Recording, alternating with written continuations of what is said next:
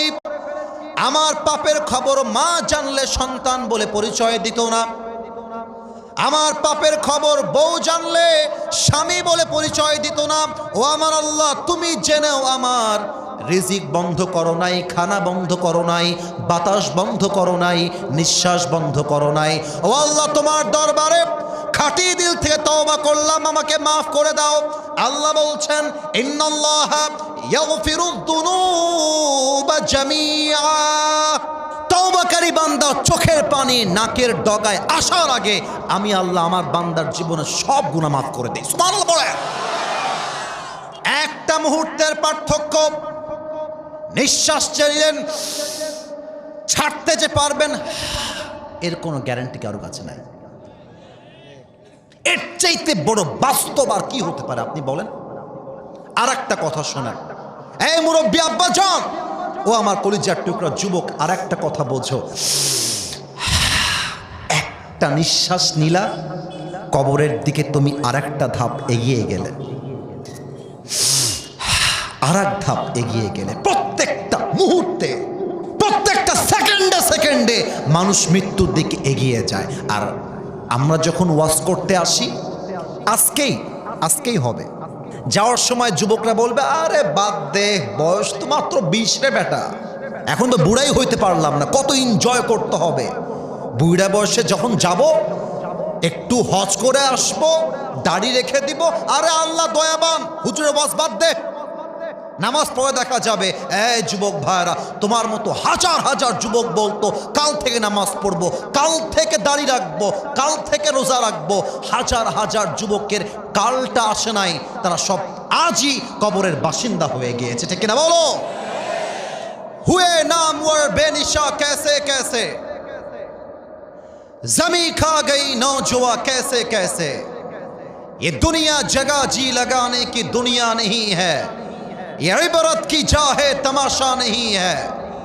तुझे पहले बचपन ने बरसों खिलाया, जवानी ने फिर तुझको मजनू बनाया, अजल तेरा कर देगी बिल्कुल सफाया।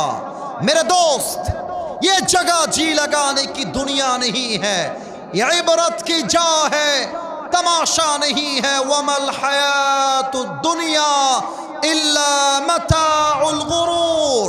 The life of this world is nothing more than play and entertainment. এই দুনিয়ার জায়গাটা ধোঁকা, তামাশা, খেল, চাকচিক্য ছাড়া আর কিছুই হতে পারে না, ঠিক কিনা বলে? আমার নওগাঁবাসী, রানীনগরবাসী, মাথা ঠান্ডা, অল্প কথায় দোয়া হবে এখন।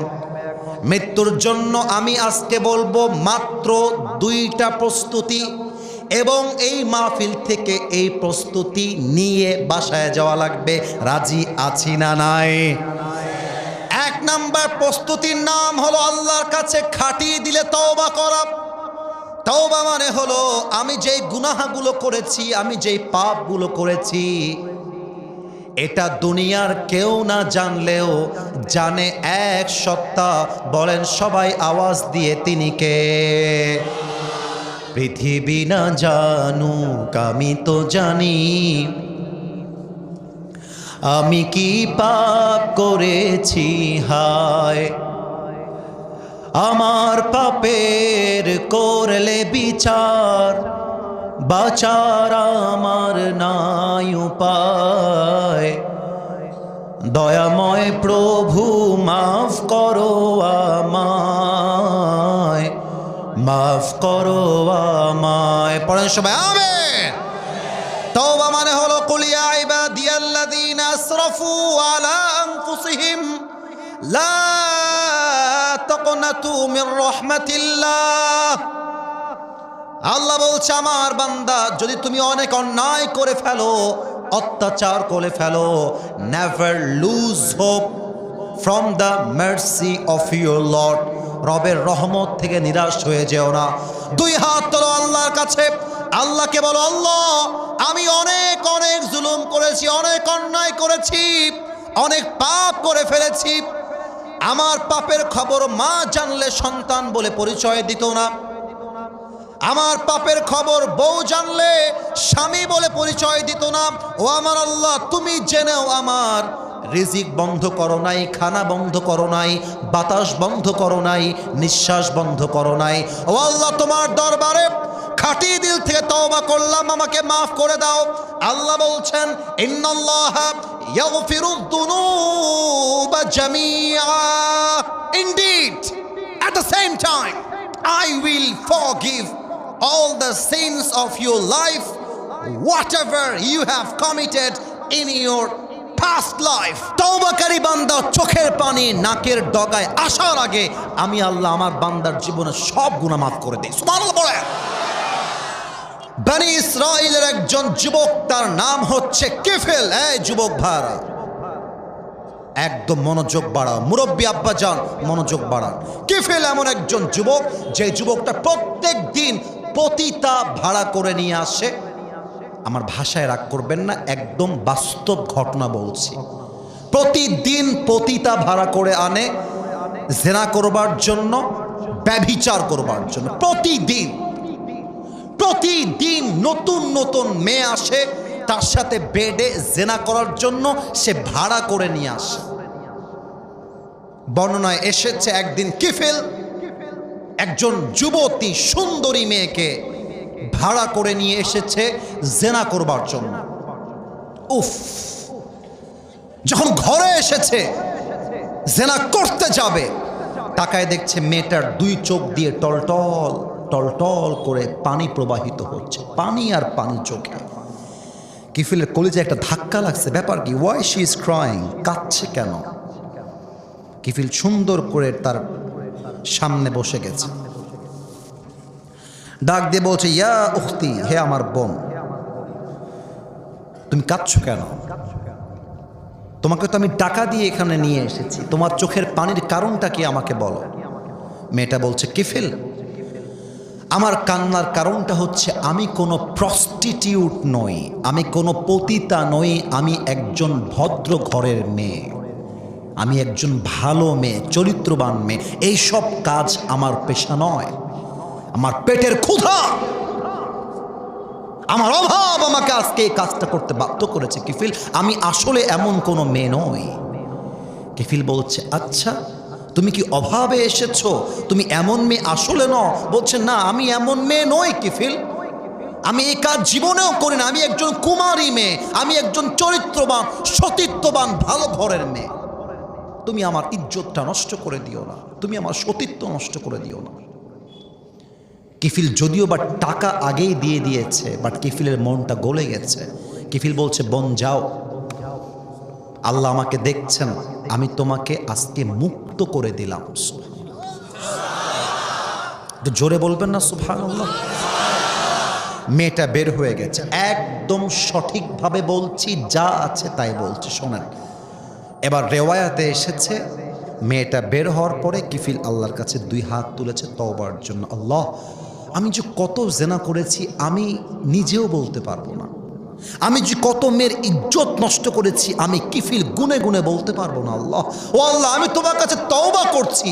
আর একটা কথা কিফিল বারবার বলছে, আল্লাহ, যদি আমার তওবা কবুল হয়ে যায় তুমি এখনই আমাকে তোমার কাছে নিয়ে যাও। আল্লাহ, যদি আমার তওবা কবুল হয়ে যায় তুমি এখনই আমাকে তোমার কাছে নিয়ে যাও। আল্লাহ, যদি আমার তওবা কবুল হয়ে যায় তুমি আমাকে তোমার মেহমান বানায় নাও। এটা বলতে বলতে আল্লাহ তার দোয়া কবুল করে নিয়েছে। কিফিল কালেমা পড়তে পড়তে জায়গায় মারা গিয়েছে। এখন কিফিল যে জেনাকার ছিল, এক বদকার যুবক ছিল, মুসলমান নামের কলঙ্ক ছিল, এটা সবাই জানত। বাট কিফিল মৃত্যুর সময় যে তওবা করে খাঁটি মুসলমান হয়েছে এটা কেউ জানত না। নওগাঁবাসী একটা পয়েন্ট বুঝে নিবেন, এটা কলিজা দিয়ে নয়, ব্রেন দিয়ে বুঝবেন। একটা মানুষের ক্ষমা হয়েছে কিনা এটা কবরে যাওয়ার আগ পর্যন্ত বোঝা যায় না। কবরে যাওয়ার পরে সওয়াল জবাব হয়, প্রশ্ন উত্তর হয়, তারপরে উত্তরের পরে বুঝে আসে। বাট আল্লাহর দয়া মায়া এত বেশি, আল্লাহ কিফিলের জন্য নিয়মটাকে চেঞ্জ করে দিলেন। আল্লাহ কিফিলের দরজার সামনে গায়েবীভাবে লিখে দিলেন, আরবিতে গুফিরাজ যুনুব লিল কিফল। আবারও বলছি, লেখা আছে গুফিরাজ যুনুব লিল কিফল। এর অর্থ এলাকাবাসী শুনে নাও, আমি আল্লাহ কিফিলের সমস্ত গুনাহকে মাফ করে দিয়েছি।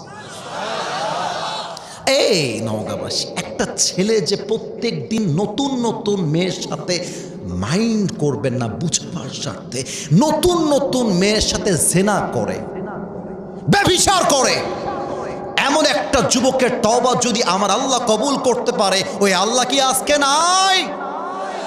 ওই আল্লাহ কি এখন নাই? এবার আল্লাহকে ডাক দেন তো একটা, আল্লাহ। এই সাউন্ডটাই চেয়েছিলাম, এই সাউন্ডটাই চেয়েছিলাম। আর একবার আল্লাহ। আজ দিল থেকে তওবা করছি, ও আল্লাহ, তুমি আমার জীবনের সব গুনাহ মাফ করে দাও। আর একবার বলেন তো, মাফ করে দাও। বলেন সবাই আমিন। আচ্ছা, তওবা করলে লাভ কি হয়? তওবা করলে কবরের প্রশ্ন উত্তর সহজ হয়ে যায়। এখন যুবকরা খুব চালাক, মুরব্বীরাও চালাক। হুজুর, প্রশ্ন আবার সহজ হওয়ার কি আছে? প্রশ্ন তো আগেই ফাঁস হয়ে গেছে। কথা বুঝবেন কিন্তু, আমার ওয়াজের শেষে আছি, প্রশ্ন আগেই ফাঁস। আমি প্রশ্ন করছি, উত্তর আপনারা দিবেন। মার রব্বুক, আমাদের রবকে। আল্লাহর নামটা এত আস্তে কইলে হয় রে বা? বলে সবাই, আমাদের রবকে। আল্লাহ আমার রব, এই রবি আমার সব, দমে দমে তনু মনে তারি অনুভব। তোমার দুনিয়াতে আমি যেদিকে তাকাই, অথই নিয়ামতে ডুবে আছি সবাই। পাখ পাখালির কণ্ঠে শুনি তাসবিহ কলো রব, তাসবিহ কলো রব। আল্লাহ আমার রব, এই রবি আমার সব। বলেন সবাই রবকে। ওমান নাবিয়্যুকা তারিফু হাদার রাজুল, do you know this person who is হি?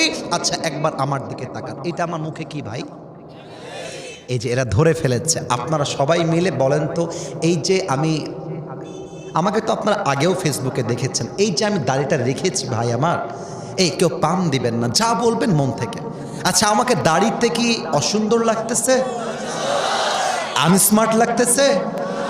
আর একটু জোরে, খ্যাত লাগতেছে? অনেক মেয়ে দেখবা নবীর সুন্নাহের দাড়ি রাখলে চুলকানি শুরু হয়ে যায়। এরা দাড়িওয়ালাকে পছন্দ করতে চায় না, গাঞ্জাখোর দেখলে এদের পছন্দ হয়ে যায়। আমার নওগাঁর যুবকরা মনে রাখবা, হাসির জন্য বলছি না, যদি কবরে নবী আমার মুহাম্মাদুর রাসূলুল্লাহ সাল্লাল্লাহু আলাইহি ওয়াসাল্লাম বলতে চাও, কথায় নয়, নবীর সুন্নত রেখে প্রমাণ করতে হবে আমি আমার নবীকে কলিজার থেকে ভালোবাসি। আর যেই মেয়ে দাড়ির জন্য বিয়ে করতে চায় না, তাকে বলে দিবা উইথ ডিউ রেসপেক্ট, সম্মান দিয়ে বলবা, প্রিয় বোন, আপনার মতো রুচিওয়ালা মেয়ের জন্য আমার মতো দাড়িওয়ালা বীর পুরুষ পারফেক্ট নয়। আপনার মতো মেয়ের জন্য বিটিএস এর হিজড়া ছাড়া সেকেন্ড কোনো অপশন আমাদের কাছে নয়।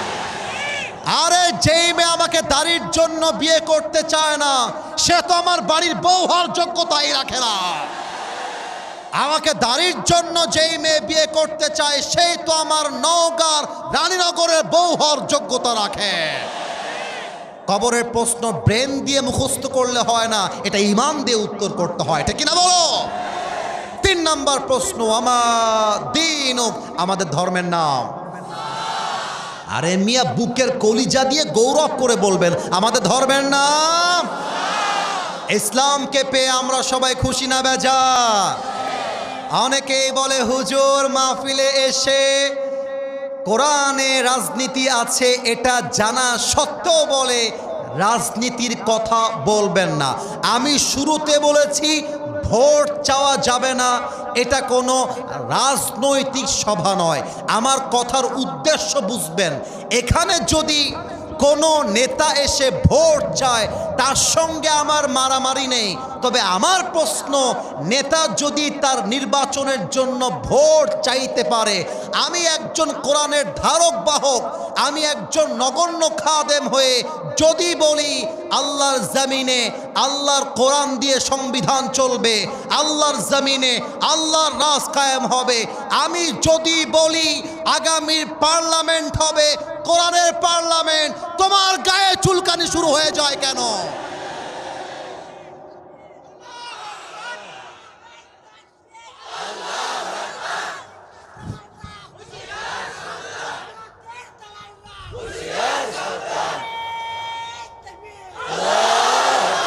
নওগাঁবাসী, কোরআনে রাজনীতি আছে না নাই?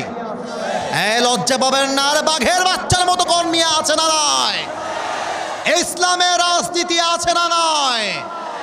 যারা বলবে কোরআনের রাজনীতি মানি না, ইসলামের রাজনীতি মানি না, মাথায় রাখবেন, লিখে নিয়ে যান। যদি চান আমাকে বাধা দেন, বুকের পাড়া থাকলে আপনার, আমি বলে দিয়ে যাই, যারা কোরআন দিয়ে রাজনীতি করতে চায় না তারাই এই দেশের রাজনীতির নামে দুর্নীতি করতে চায়, আর কিছু তারা চায় না।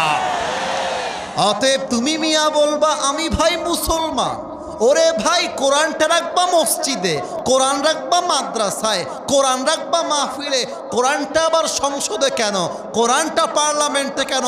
বুঝতে হবে ওই নেতার উপরে ফিটফাট, ভেতরে পুরোটাই সদরঘাট নওগাঁর ভাড়া।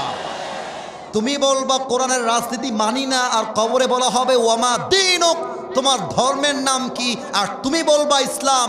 ধর্মটা এতটাও সহজ না যা তুমি ভেবে নিয়েছো, ঠিক কিনা বলে? আমার ধর্ম ইসলাম বলতে গেলে ইসলামের রাজনীতি করতে হবে। আমার ধর্ম ইসলাম বলতে গেলে আগামী পার্লামেন্টে প্রত্যেকটা আইন পাস করতে হবে আল্লাহ কোরআনের সংবিধান দিয়ে। তিনটা প্রশ্ন যখন হয়ে যাবে, 4 নাম্বার প্রশ্ন, এটা অনেকে জানেন না, আমি বলছি। ফেরেশতা বলবে ওয়ামা ইলমুক, what is the source of your knowledge? তুমি এতগুলো জ্ঞান অর্জন করেছো কই থেকে? তোমার জ্ঞানের উৎস কোথায়? বলেন তো জ্ঞানের উৎসের নাম। আল্লাহ বলবে এই ফেরেশতা স্টপ, থাম থাম থাম, আর প্রশ্ন করতে যাস না। আরে আমার বান্দা তওবা করে আসছে, যা আমার বান্দার কবরটাকে 3.5 হাত নয় 70 গজ লম্বা করে দে। আমার বান্দার কবরের সাথে জান্নাতের দরজা খুলে দে। সুবহানাল্লাহ পড়বেন না আপনারা? তাহলে 1 নাম্বার তওবা, 2 নাম্বারটা 1 মিনিটে বলে দেওয়া হবে। 2 নাম্বারটা নাম হচ্ছে মৃত্যুর আগে তাকওয়া, আল্লাহর ভয়। আল্লাহর ভয়টা একটু ব্যাখ্যা করে দেয় 1 মিনিটে। কেউ দেখে না, কেউ শোনে না, দেখে একজন। এ হে এত আসতে কেন? শেষ তো আমাদের ওয়াজ। দেখে কেউ না, শোনে কেউ না, দেখে কে? শোনে কে? যাদের হৃদয়ে আছে আল্লাহর ভয়, তারা কভু পথ ভুলে যায় না। আল্লাহর প্রেম ছাড়া এই দুনিয়ায় কারো কাছে কোনো কিছু চায় না, ঠিক কিনা বলে? রাতের আধারে যারা সিজদাতে রয়, 2 চোখের অশ্রুতে নদী যেন বয়।